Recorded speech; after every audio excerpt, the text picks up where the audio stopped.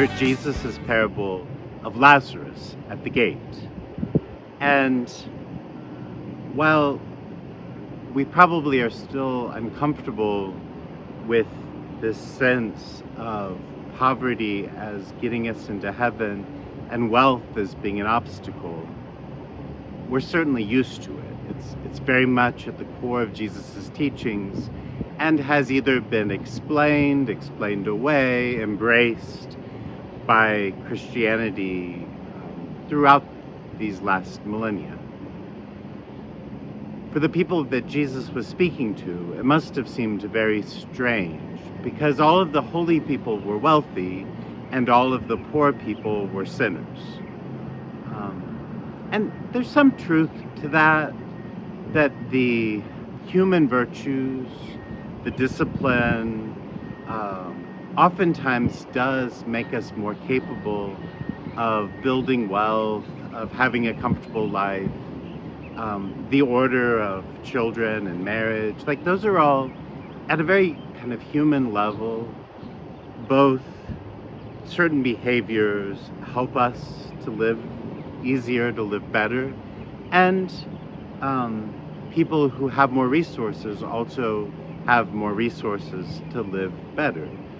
So we kind of still see a certain correlation between what's oftentimes thought of as social virtues and wealth. But Jesus is talking about something much deeper here. And I don't think he's just talking about whether or not this wealthy man who owned the house and dressed in purple, whether he ever fed Lazarus or helped him out.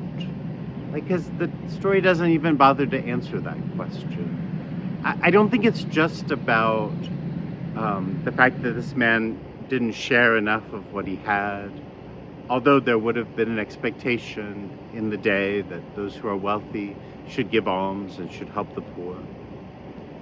But there's not even a real accusation that he didn't do that. But there's a very clear hint after Lazarus dies, maybe while he's alive. This man had very little use for him, but after he dies, he thinks that Lazarus should go down to hell and bring him some water. That Lazarus should go back to his parents' house. That, like, he had no qualms about thinking that Lazarus was his servant, was there for him, didn't matter personally. And we're warned maybe to recognize in our brothers and sisters, actual brothers and sisters, and find dignity and respect. This man did not respect his brother Lazarus, and he didn't think of him as a brother. He might not have even thought of him much as a person. He was a tool to be used, and maybe he threw him some scraps and expected him to do some work. Who knows? But even in death, he expects him to be at his beck and call.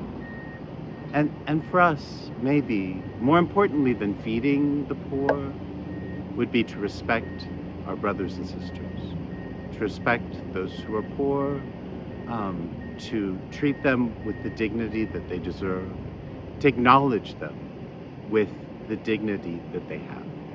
And in that, to form a stronger communion between brothers and sisters, to form the body of Christ that includes rich men wearing purple and includes our brother Lazarus.